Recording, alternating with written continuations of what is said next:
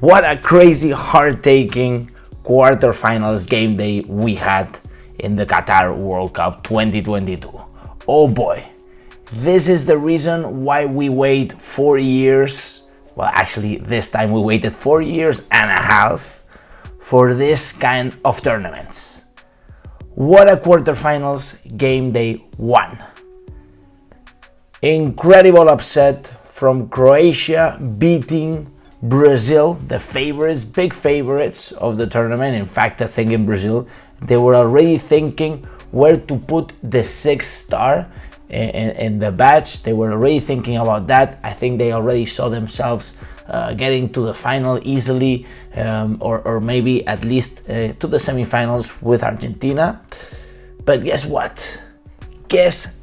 Croatia, boom, upset. Also, going through extra time with a late drama, and also, of course, penalty shootout. The same thing that happened in Argentina. Late drama and also penalty shootout. Both games were insane, guys. Both games were insane.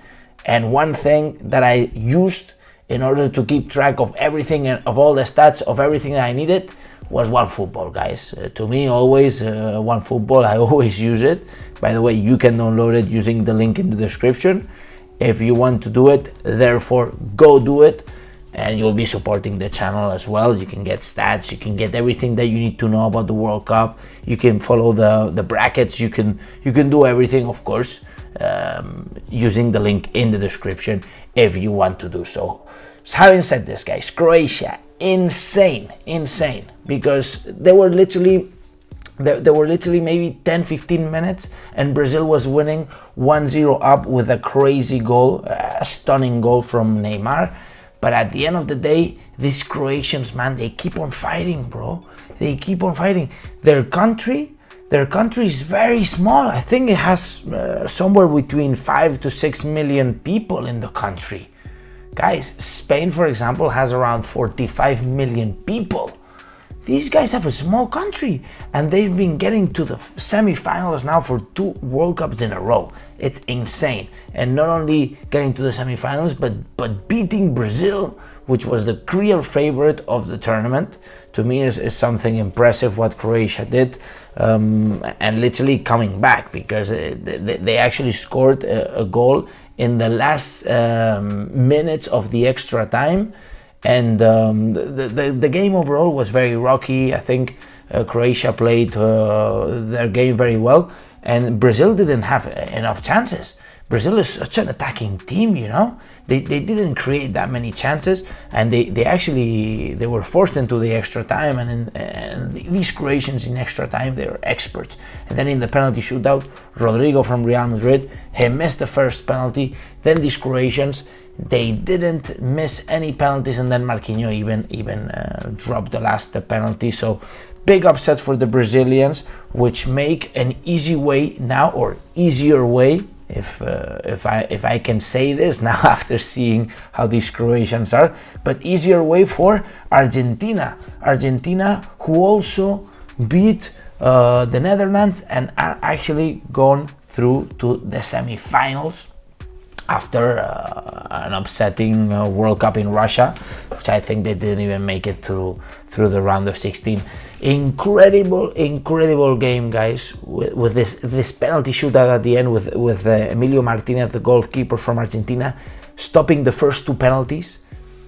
But the game was actually 2-0 for Argentina at some point. Argentina were very comfortable in the game, winning 2-0. The Netherlands wasn't really attacking. They were very conservative. And when there were maybe 20 minutes left until the end of the game, Mr. Van Gaal changed completely the Netherlands style of play, and they were so direct. They were literally shooting the ball. They put shooting the ball all the way to the box. They put in Luke de Jong. They put in all these tall guys, and they were just crossing the ball into the box. Guess what? The minute 83, minute 84, they scored the 2-1, and literally minute 90 plus 10 minutes, because they added 10 minutes in the game, but it was literally the last free kick of the game. The Netherlands scored the equalizer with a tactical play, man. Impressive, to be honest. That was impressive. how they did it. And suddenly Argentina, who was 2-0 up, they were equalized and forced into the extra time. By the way, this game was hot, was on fire, man. They were kicking each other, man. It was insane. There were fights every 5 minutes, literally. And a very beautiful game to watch. Maybe the first half was a little bit boring, but the second half was insane. The extra time was insane, and then the penalty shootout, man. I cannot tell you how intense that was. I mean, Emilio Martinez stopping the first 2 penalties, but then Argentina missed the penalty, and it was kind of crazy, you know. Everything was heart-taking and insane. Messi, by the way, scored a penalty during the game and then scored his penalty during the shootout. He did the celebration because in fact there were people within the Netherlands national team, I think it was Van Gaal himself and other people, who were saying that Messi doesn't do anything while he doesn't have the ball. It's like playing with 10 men while he doesn't have the ball. When he has the ball, he creates a lot of disequilibrium, and he is the best player, but without the ball he's nobody. And of course Messi took it serious. By the way, the referee, which was Mateu Laoz, a famous Spanish referee, we know him for being a hooligan of Real Madrid.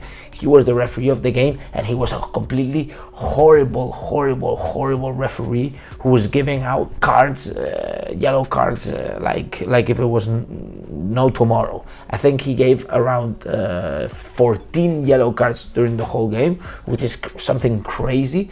Thank God that if some of these players are accumulating yellow cards and don't have a sanction, are gonna get clean through the semi-finals. Okay, so any player that had 1 yellow card are gonna go to the semi-finals like they had 0 yellow cards. But if you got 2 yellow cards, this was your second yellow card during this game, then you're going to be missing the semi-final game. Okay, so this is a rule, so no team loses players due to yellow card sanctions for the semi-finals, or for the final, because it would be a bummer, you know. You're playing the semi-final, imagine you get the yellow card here in the quarters, then you get another yellow card in the semis, and you cannot play the final for yellow cards. It's dumb, you know. So they cleared it out. And to be fair, heart-taking day. I hope that tomorrow we can breathe a little bit more. Possibly you're going to be watching this video on Saturday already, or even later. Because I'm recording this at 2 a.m. on Saturday already, Spanish time. But you know what, guys? This is the World Cup. This is what we live for. And I believe that this is going to be the World Cup of Leo Messi. I really believe it. Now without Brazil, I think that it's Messi's time. It is Messi's time. I really believe it, guys. And actually, if we check the fixtures, let me show you the fixtures. So this is the situation right now as we speak. So we have the Netherlands, Argentina, which was, as I said, a very rocky game, but Argentina went through. Brazil, Croatia went through. First semi-final, Argentina, Croatia, being played on the 13th of December. And then we have England versus France. The favorite is clearly France, but England is gonna play intense. England is gonna try it. We will see. Morocco versus Portugal. Everything indicates that the next semi-final will be France versus Portugal.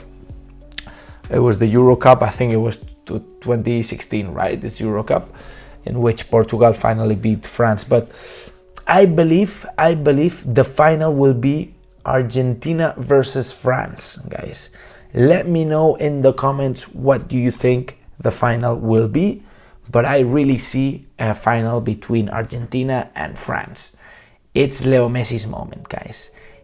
It's the final chance. It's the last dance of Leo Messi. Will he be able to lift the cup? Will he be able to do it against the former champions, because France are the current World Cup champions? I really hope so. I think history owes Leo Messi a World Cup. I think history owes Leo Messi something bigger than the Copa America and the Finalissima. Leo Messi deserves the World Cup. This is his moment. No Brazil. It's only Croatia and then the hypothetical final. It's 2 games away. 2 games away. 180 minutes plus added time, because nowadays they're adding 20-minute extra time. No, not 20, but 10 minutes. It's kind of crazy. Let's say maybe 200 minutes away from the World Cup. Leo Messi, will he be able to do it, guys? Let me know in the comments down below. Of course, subscribe to the channel if you haven't done so already. Check out the OneFootball app and pray. And pray. And go buy some popcorns, go buy some beverages, because the World Cup is on, guys. The World Cup is on, and the craziest games are still yet to arrive. But certainly, the quarterfinals are heavy loaded. So now, and as I always say, Visca el Barça, Visca Catalunya, and see you in the best video. Vamos!